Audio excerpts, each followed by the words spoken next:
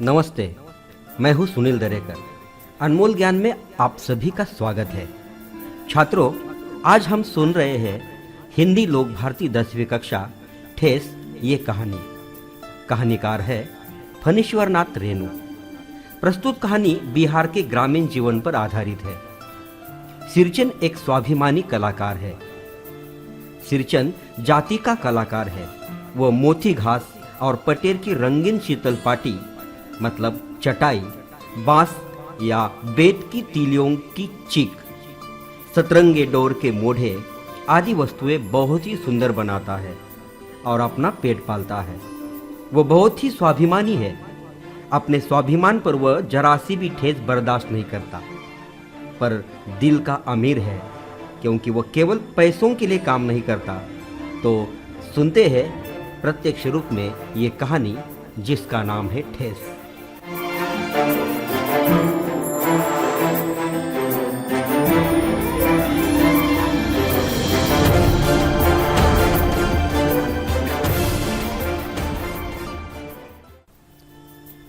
खेतीबाड़ी के समय गांव के किसान सिरचन की गिनती नहीं करते। लोग उसको बेकारी नहीं, बेगार समझते हैं। इसलिए खेत खलिहान की मजदूरी के लिए कोई नहीं बुलाने जाता है सिरचन को। क्या होगा उसे बुलाकर? दूसरे मजदूर खेत पहुंचकर 1/3 काम कर चुकेंगे, तब कहीं सिरचन राय हाथ में खुरपी डुलाता हुआ दिखाई पड़ेगा, पगडंडी पर तौल तौल कर पांव रखता हुआ धीरे धीरे। मुफ्त में मजदूरी देनी हो तो और बात है। आज सिरचन को मुक्तखोर, कामचोर या चटोर कह ले कोई। एक समय था जब उसकी मडैया के पास बाबू लोगों की सवारियां बंधी रहती थी। उसे लोग पूछते ही नहीं थे, उसकी खुशामद भी करते थे। अरे सिरचन भाई, अब तो तुम्हारे ही हाथों में ये कारीगरी रह गई है सारे इलाके में। हाँ, एक दिन का समय निकालकर चलो, बड़े भैया की चिट्ठी आई है शहर से। सिरचन से एक जोड़ा चीक बनवा कर भेज दो। मुझे याद है, मेरी माँ जब कभी सिरचन को बुलाने के लिए कहती, मैं पहले ही पूछ लेता, भोग क्या क्या लगेगा। माँ हंसकर कहती, जा जा, बेचारे मेरे काम में पूजा भोग की बात नहीं उठाता कभी।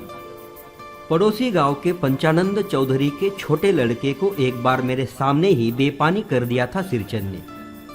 तुम्हारी भाभी नाखून से खाटकर तरकारी परोसती है और इमली का रस डालकर कढ़ी तो हम मामूली लोगों की घरवालियां बनाती है।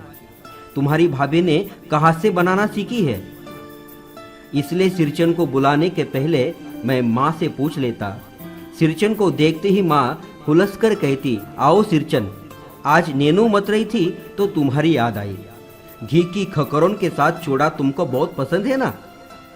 और बड़ी बेटी ने ससुराल से संवाद भेजा है, उसकी ननंद रूठी हुई है मोती की शीतल पाटी के लिए। सिरचन अपनी पनियाई जीभ को संभाल कर हंसता, घी की सौंधी सुगंध सूंघ कर ही आ रहा हूं काकी, नहीं तो इस शादी ब्याह के मौसम में दम मारने की भी छुट्टी कहां मिलती है। सिरचन जाति का कारीगर है। मैंने घंटों बैठकर उसके काम करने का ढंग देखा है। एक एक मोती और पटेर को हाथ में लेकर बड़े जतन से उसकी कुच्ची बनाता, फिर कुच्चों को रंगने से लेकर सूतली सुलझाने में पूरा दिन समाप्त। काम करते समय उसकी तन्मयता में जरा भी बाधा पड़ी कि गेहूं सांप की तरह फुफकार उठता, फिर किसी दूसरे से करवा लीजिए काम। सिरचन मुंहजोर है, कामचोर नहीं। बिना मजदूरी के पेट भर भात पर काम करने वाला कारीगर। दूध में कोई मिठाई न मिले तो कोई बात नहीं, किंतु बात में जरा भी झाला वह बर्दाश्त नहीं कर सकता। सिरचन को लोग चटोर भी समझते हैं। तली भगारी हुई तरकारी, दही की कढ़ी, मलाई वाला दूध, इन सब का प्रबंध पहले कर लो, तब सिरचन को बुलाओ। दुम हिलाता हुआ हाजिर हो जाएगा।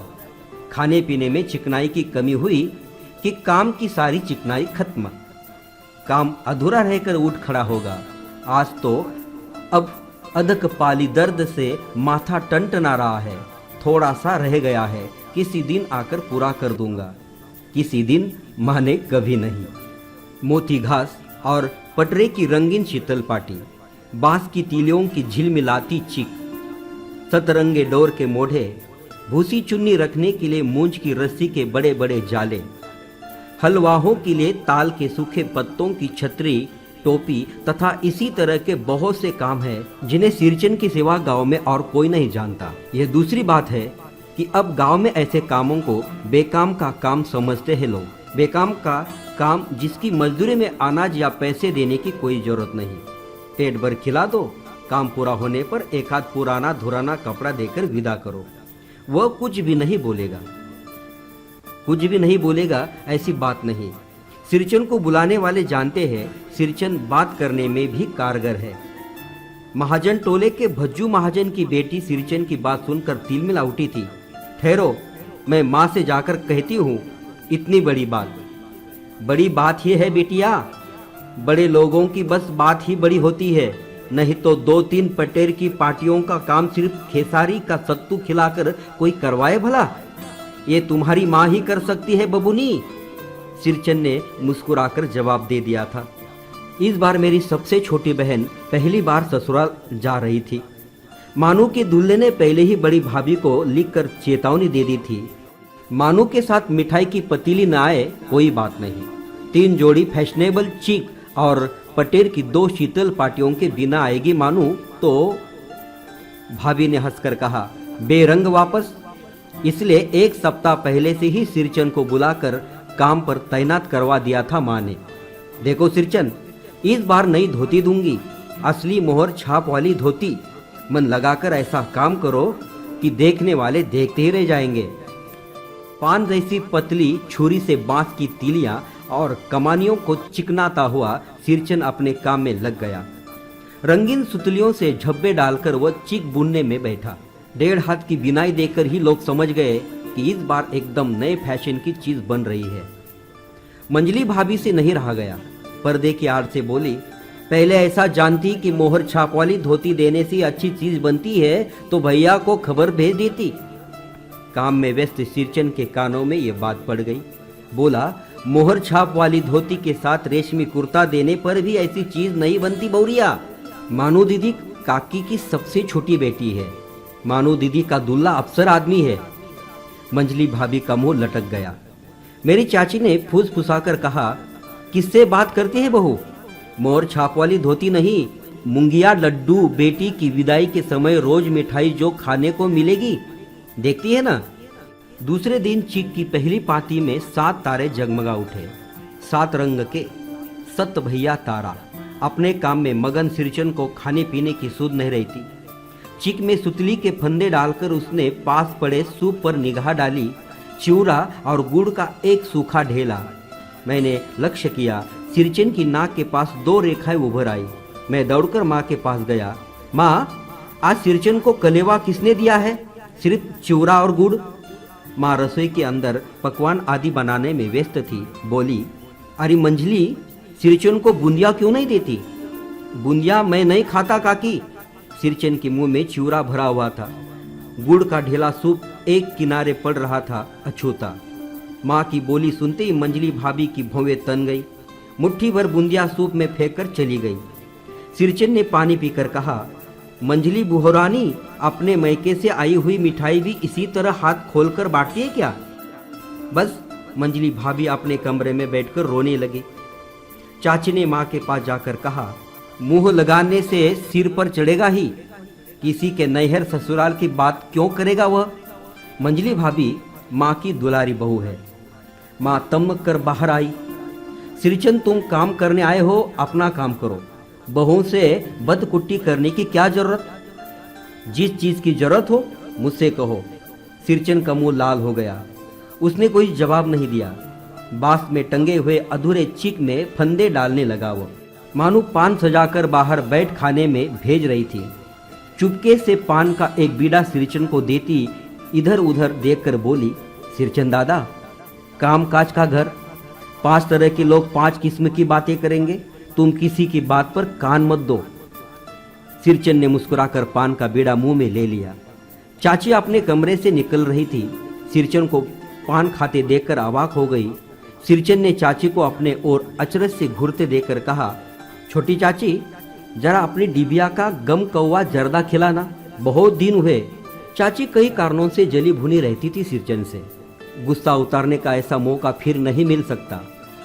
झनकती हुई बोली, तुम्हारी बड़ी हुई जीभ में आग लगे, घर में भी पान और गमकौवा जर्दा खाते हो, चटोर कही के। मेरा कलेजा धक सा उठा, हो गया सत्यानाश। बस सिरचन की उंगलियां में सुतली के फंदे पड़ गए।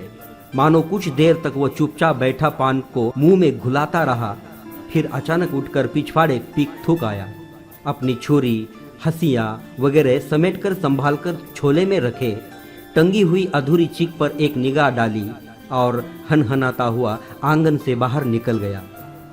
मानो कुछ नहीं बोली, चुपचाप अधूरी चीख को देखती रही। सातों तारे मंद पड़ गए। माँ बोली, जाने दे बेटी, जी छोटा मत कर मानो, मेले से खरीद कर भेज दूंगी। मैं सिरचन को मनाने गया, देखा एक फटी हुई शीतल पाटी पर लेटकर वह कुछ सोच रहा है। मुझे देखते ही बोला, बुआ जी अब नहीं, कान पकड़ता हूँ, अब नहीं। मोहर छाप वाली धोती लेकर क्या करूँगा, कौन पहनेगा? ससुरी खुद मरी, बेटे बेटियों को ले गई अपने साथ। बबुआ जी, मेरी घरवाली जिंदा रहती तो मैं ऐसी दुर्दशा भोगता। यह शीतल पाटी उसी की बुनी हुई है। इस शीतल पाटी को छूकर कहता हूँ, अब यह काम नहीं करूँगा। गांव भर में तुम्हारी हवेली में मेरी कदर होती थी, अब क्या? मैं चुपचाप वापस लौट आया। समझ गया कलाकार के दिल में ठेस लगी है, वह नहीं आ सकता। बड़ी भाभी अधूरी चीख में रंगीन छीट का झालर लगाने लगी। यह भी बेजा नहीं दिखलाई पड़ता क्यों मानू? मानू कुछ नहीं बोली, बेचारी। किंतु मैं चुप नहीं रह सका। चाचे और मंजली भाभी की नजर न लग जाए इसमें भी। मानू को ससुराल पहुंचाने मैं ही जा रहा था। स्टेशन पर सामान मिलाते समय देखा मानू बड़े जतन से अधूरी चीख को मोड़ कर लिए जा रही है अपने साथ। मन ही मन सिरचन पर गुस्सा हो आया। चाची के सुर में सुर मिलाकर कोसने को जी हुआ, कामचोर, चटोर। गाड़ी आई। सामान चढ़ाकर मैं दरवाजे बंद कर रहा था कि प्लेटफॉर्म पर दौड़ते हुए सिरचन पर नजर पड़ी। बबुआ जी, बबुआ जी, उसने दरवाजे के पास आकर पुकारा। क्या है? मैंने खिड़की से गर्दन निकालकर झिड़की के स्वर में कहा। सिरचन ने पीठ पर लदे हुए बोझ को उतारकर मेरी ओर देखा। दौड़ता आया हूँ, दरवाजा खोलिए। मानो दीदी कहाँ है? एक बार देखूं? मैंने दरवाजा खोल दिया। सिरचन दादा, मानो इतना ही बोल सकी। खिड़की के पास खड़े होकर सिरचन ने हकलाते हुए कहा, ये मेरी ओर से है, सब चीजें हैं दीदी, शीतल पाटी, चीख और एक जोड़ी आसनी कूच की। गाड़ी चल पड़ी। मानो मोहर छाप वाली धोती का दाम निकालकर देने लगी। सिरचन ने जीभ को दांत से काटकर दोनों हाथ जोड़ दिए। मानो फूट फूट कर रो रही थी। मैं बंडल को खोलकर देखने लगा। ऐसी कारीगरी, ऐसी बारीकी, रंगीन सुतलियों के फंदों का ऐसा काम पहली बार देख रहा था।